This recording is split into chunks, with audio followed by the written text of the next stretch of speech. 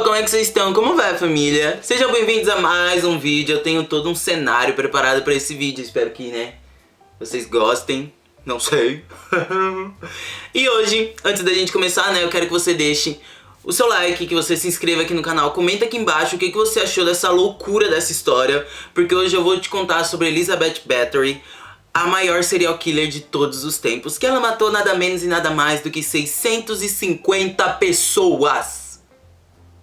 Isso mesmo que você ouviu. Se você acha que aquele cara que foi preso, que matou 11 pessoas, foi muito, essa lindona matou 650. Então antes da gente começar, espero que você dê like nesse vídeo. E é isso. Comenta aqui embaixo o que você acha dessa loucura. Hoje eu vou te contar sobre a Condessa Sangrenta e lá no final você vai saber o porquê dela ter esse nome. Mas se você já conhece, você já sabe, guarda pra você, não comenta ainda, hein? Espera um pouquinho aí. Então vamos lá. Elizabeth Bathory, ela viveu entre o século XVI e XVII e, como eu já falei, ela foi responsável pela morte de nada menos e nada mais do que 650 pessoas. Essa linda era, assim, meu Deus. Ela é considerada a maior serial killer mulher de todos os tempos. Não existe ninguém, mulher, que matou mais do que essa mulher. E cara, nós estamos falando de um número muito alto, porque nós não estamos falando de uma guerra. Então uma única pessoa foi responsável por 650 mortes. Elizabeth Bathory nasceu em 1560 em uma cidade que eu vou ter que ler porque eu me recuso a passar vergonha. Bartró. Não sei. Era uma cidade localizada na Transilvânia, que é a atual Hungria. Ela era de uma família muito rica, muito nobre. Era a família mais rica da sua época. Então ela tinha vários privilégios, porque ela nasceu numa família muito rica. Então ela era mais rica, pra você ter ideia, que a família do rei.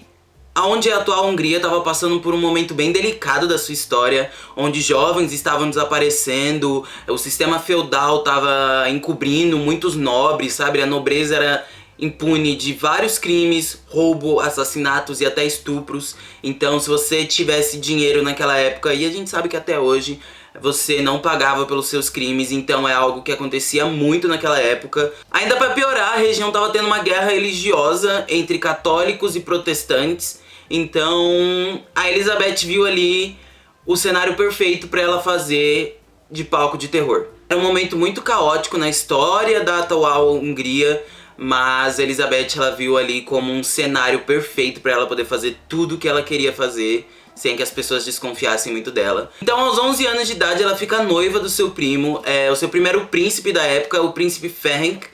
Então aos 11 anos de idade ela fica noiva dele. Só que Elizabeth era safadinha. Aos 14 anos de idade ela deu aquela famosa pulada de cerca. Ela se relacionou com um cara que era camponês, ele não era nobre, ele não tinha riquezas, nada. Ele era camponês, então as más línguas dizem que ela acabou engravidando.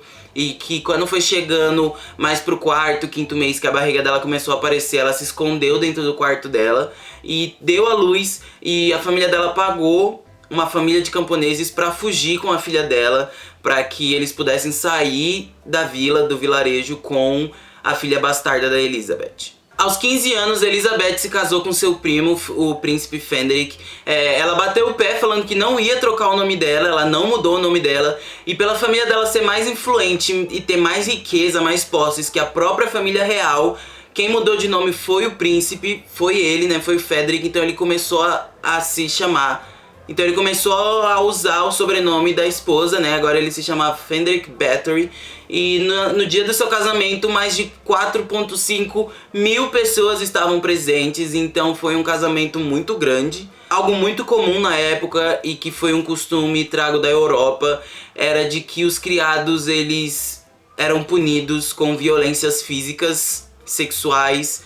Eles eram torturados e não deixava de ser diferente com Elizabeth. Em 1578, o marido da Elizabeth, ela precisou, ir pra guerra. Então foi o momento perfeito que ela achou que ela poderia começar a incrementar um pouquinho na vida dela, Então começou a surgir muitos rumores que ela maltratava os criados dela sem necessidade. Então ela começou a passar a procurar necessidade, começou a procurar desculpas em tudo que os escravos faziam pra ser um motivo de agressão. Então tudo que os escravos faziam um pouquinho errado, ou que ela não considerava certa, ela via aquilo como motivo de agressão. Foi então que ela passou a incrementar alguns processos de torturas. E cara, essa mulher, né, era boa em pensar em tortura, viu?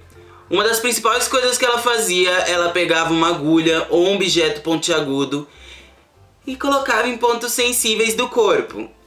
Então assim, ela colocava entre a unha dos escravos, ela também colocava nos mamilos das suas servas. E eu vi em alguns lugares também que ela colocava na cavidade peniana de alguns criados dela. Então assim, ela era um amor de pessoa. Vocês não têm ideia de como ela era amada por todo mundo. E você acha que acabou por aí? Não, ela era muito criativa, gente. No inverno, ela colocava os criados sem roupa, do lado de fora, obrigavam eles a correr de um lado pro outro, dançar na neve, enquanto ela jogava água gelada em cima deles. Então, basicamente, os criados morriam de hipotermia. Ela podia dar essa desculpa, que tava muito frio e os criados morreram de hipotermia. Não acaba por aí, meus amigos. Ela tinha mais uma ideia de tortura brilhante, que aí foi ensinada pelo marido dela, porque o marido dela tava na guerra. Então ele usava esse método de tortura com os inimigos que ele capturava. É que basicamente era você lambuzar a pessoa de mel, ela lambuzava a pessoa, passava mel no corpo da pessoa pelada e deixava do lado de fora para os insetos fazerem o trabalho por ela. Então a pessoa era comida viva por insetos. Nossa, essa mulher... E você acha que já tá pesado? Elizabeth consegue piorar! Foi então que aos seus 40 anos de idade ela matou o próprio marido. Foi então que nos seus momentos de solidão, com a morte do seu marido, meu Deus, como ela sofre, ela começou a trazer meninas camponesas da vila, nos seus 10 a 14 anos, todas elas virgens. Muitas pessoas dizem, alguns historiadores dizem que ela era lésbica, que ela levava essas meninas justamente para ter relações sexuais com ela, mas é só especulações, não tem nada concreto disso. Ela passou a levar essas meninas com a promessa de que elas ajudariam ela, que elas iriam servir, né, iam ser servas reais, né, porque ela era uma princesa. Então as meninas, elas ficavam deslumbradas com aquela oportunidade e mudavam de vida, né, porque numa época de guerra, uma época assim feudal, as pessoas tinham que trabalhar muito, então as meninas viam uma oportunidade de melhorar de vida. Só que chegando lá, elas não contavam com uma coisa: elas eram torturadas e mortas. As torturas envolviam todas as que eu já te falei, entre fome. Então muitas das meninas, elas morriam de fome ou congeladas pelo inverno, que ela obrigava as meninas a ficarem peladas, né, no inverno, jogando água nelas. Então, lembra lá no início que eu te falei? Condessa sangrenta? Então, não foi porque ela matou 650 pessoas. Não, longe disso. Sabe por que o nome de Condessa Sangrenta? Então, ela era uma pessoa muito vaidosa, né? Assim, uma princesa, queria cuidar da pele e tudo mais. Então essa linda basicamente tomava banho com o sangue das meninas, porque ela acreditava que era um sangue virgem, um sangue puro, um sangue que nunca tinha sido misturado com nada, iria rejuvenescer as rugas dela. Então ela tomava banho com o sangue das meninas. Meu Deus, quando eu acho que pode piorar. Em 1610, várias denúncias foram feitas sobre meninas desaparecidas, pessoas que quase morreram, e todas acusaram a Elizabeth. Então caiu tudo contra a Condessa Sangrenta. Mais de 300 testemunhas foram ouvidas, pessoas que quase morreram e também possíveis ajudantes de diferentes classes sociais. Então não era algo que somente a nobreza estava querendo colocar ela pra baixo, porque uma mulher, né, naquela época com poder, era algo que muitas pessoas não aceitavam. Então não era somente a nobreza que estava fazendo essas acusações. Então no final do mesmo ano, o rei da época decide visitar o castelo, né, onde a Elizabeth, a Condessa Sangrenta, mora, e acredita-se que ele achou a sala de tortura dela.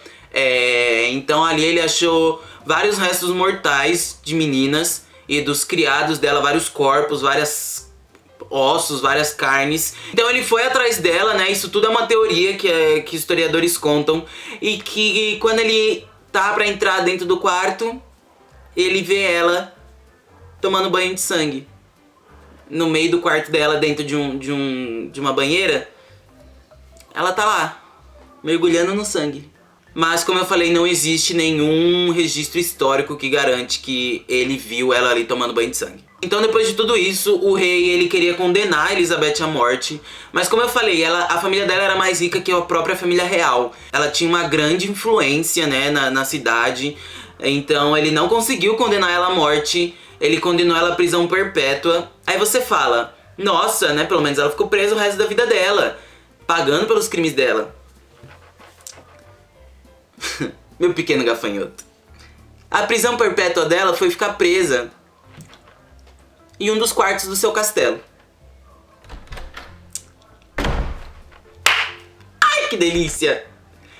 Segundo, né, os historiadores dizem que o quartinho que ela ficou era como se fosse meio que um quartinho mesmo, 5x10, sabe? 5x10, aqueles espaços bem pequenininho, que só tinha uma janela, espaço pra pôr uma cama de solteiro e pôr um piniquinho pra ela fazer as necessidades dela. E que a comida vinha por uma brecha na porta. Então ela passou o resto da vida dela ali presa. Então tem uma teoria que roda muito nessa história toda. É de que a Elizabeth não fez nada disso. Ela tava de boa na vida dela, de boa na lagoa, sabe? Só desfrutando de sou princesa. Nem matou o marido, tô aqui, ó, de boaça, de boa na minha. E que toda essa história foi inventada pelos homens da nobreza, pois uma mulher tem influência naquela época, ser uma figura tão importante para a economia, para a sociedade, como a família da Elizabeth era. E ela era próxima, né, à sucessão de alguma coisa da família dela, a representar a família dela. Eles queriam simplesmente acabar com o legado da família para que não tivesse uma mulher mandando neles, não tivesse uma mulher no topo. A nossa sociedade não aceita muito bem ter uma mulher no topo. Então, não sei até que ponto isso pode ser verdade, mas de fato, jovens sumiram do nada. E acusações sobre Elizabeth existem, de fato, registros históricos, então eu fico com a primeira opção. Então, me conta aqui nos comentários o que você acha dessa história. Você acha que a Condensa, ela matou todas essas 650 meninas?